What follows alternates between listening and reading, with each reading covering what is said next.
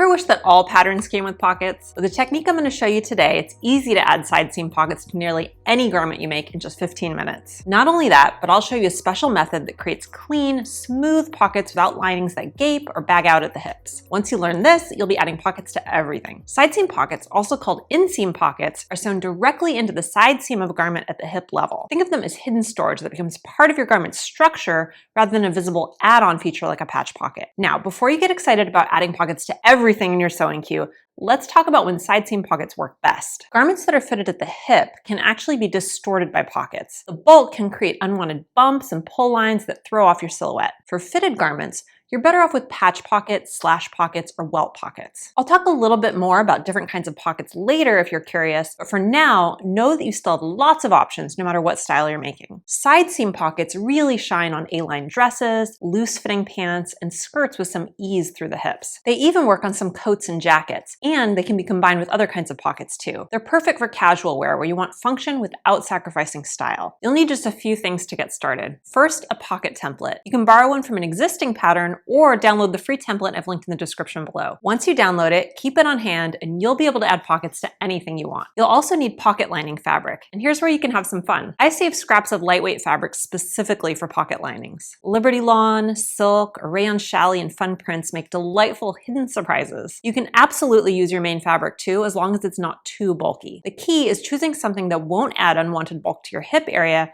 or feel weird against your hand. That's why the same types of fabrics you use for linings are ideal. You'll also want pins or fabric clips for alignment. Precision matters here more than you might think, and you'll see why as we go through the sewing step by step in a minute. You'll need some chalk or another marking tool, and a hole punch like my handy screw punch here for your pattern piece. Start by cutting 4 pocket pieces from your lining fabric. Next, I like to mark the pivot points on my pocket. If your pocket doesn't have them marked, just measure 5/8 inch from the top and side seam and use a hole punch to create a little hole. Do the same on the bottom, 5/8 inch from the bottom and 5/8 inch from the side seam. Now cut your pieces and mark those points on the wrong side of the fabric. You use them in a minute to get a really smooth look. I always finish the outer curved edge before installing them. This prevents fraying later and gives you a cleaner finish. So finish all 4 of those curved edges now. Don't worry about the straight edge yet. We'll handle that as part of the installation process. I usually just use my serger to finish those edges. If you're worried about the added bulk of serger thread, you could also use pinking shears. You might be wondering where you should place your pocket along the side seam. They're typically placed 3 to 6 inches below your natural waist, but comfort is personal. Take a moment to measure a garment you love wearing and note where those pockets hit your hand. This small step makes a huge difference in how functional your finished pockets will be. Here's something else to consider. If you're making something short, like a jacket or a pair of shorts, make sure those pocket bags won't hang below the hem. Pocket linings may fit perfectly when you lay them flat on the pattern, but don't forget about gravity. Those linings will collapse downward. I actually made this mistake recently on the carry romper that I sewed for summer. I shortened the hem and the pocket bags ended up peeking out the bottom a bit, so I had to tack them into the hem. I've accidentally done this on a short coat too. So learn from my mistakes. Now comes the part where precision really pays off. With right sides facing, align the straight edge of one pocket piece with your front side seam. The key here is perfect alignment. Any wobbles now will show up as a crooked pocket opening later. Repeat this process for the back pocket piece and the opposite side. Double check that both sides match before you start sewing. We've all learned this lesson the hard way after discovering misaligned pockets during final pressing, haven't we? Now we're ready to sew, and I'm going to show you a special technique that ensures your pocket lining won't peek out, so you get a smooth, polished look. Sew the pocket to the side seam using a 3/8 inch seam allowance instead of the standard 5/8 inch. This slightly narrower seam allowance creates a small gap that ensures your pocket lining stays hidden on the inside. Basically, it creates a mini extension for your pocket. It's a simple trick that ensures your pockets always look clean and polished. Sew both pocket pieces to their respective side seams using this narrower allowance, then finish the raw edges of your side seams to prevent fraying. You can serge, zigzag, or pink these edges, whatever method you prefer. Next, turn your pocket pieces away from the garment and press the seam allowance toward the pocket. This step sets up the next crucial technique. Here's where many sewists skip a step that makes all the difference: understitching. Understitch the seam allowance to each front pocket piece only. To do this,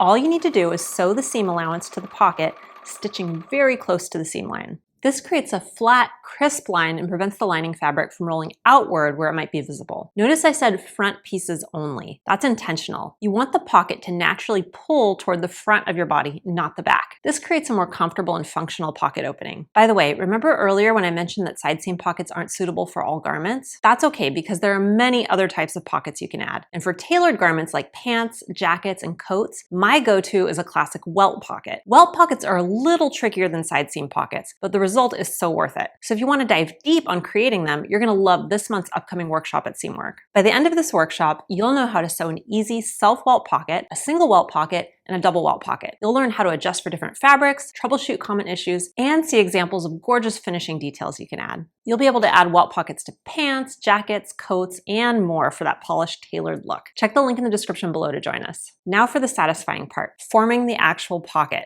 Place your pocket pieces with right sides together and pin along the curved edge. Take your time with this pinning. Smooth curves here translate to comfortable pockets that don't catch or pull. Here's the critical sewing sequence that ensures your side seams align perfectly. Begin at the top of your side seam and sew using a 5/8 inch seam allowance. When you reach that pivot point we marked earlier on our pocket, stop and pivot. Now sew all around the curved pocket edge, maintaining that 5/8 inch seam allowance. When you reach the bottom of the pocket, continue until you're at that second pivot point, 5/8 inches from where the pocket ends, then pivot again and sew the remainder of the side seam. This technique ensures your side seam is continuous while creating a secure pocket that won't pull apart with use. The pivoting points are crucial. They're what create that little 1/4 inch extension of your main fabric, hiding the pocket lining from the world. Press your seams one final time, pressing the side seam toward the front of your garment. This final press sets everything in place and creates that crisp, finished look. When you try on your garment, your pockets should lie flat against your body with openings that are easy to access but completely invisible when not in use. The pocket bag should have enough room to actually hold your phone, keys, or whatever you need to carry, but shouldn't create bulk or distort the garment silhouette. Sometimes we run into issues with our pockets. So here are a few quick fixes. If your pocket lining is pulling to the outside, check that you use the correct 3/8 inch seam allowance when attaching the pocket pieces. A wider seam allowance can cause this problem. It could also mean you skipped the understitching step, or your seam allowances weren't pressed properly toward the pocket before understitching. If your pocket feels too small or too large, remember that placement affects function. Pockets placed too high can be uncomfortable to reach, while ones placed too low might not be practical for everyday use. Thankfully, because the pocket linings are finished separately, it's not that big a deal to take them out, move them, and start again. Now that you've mastered side seam pockets, you might want to learn some other super easy adjustments that can transform your whole garment, like changing your necklines, which are often the first thing people notice about any sewn garment. I'll show you 4 different ways to finish necklines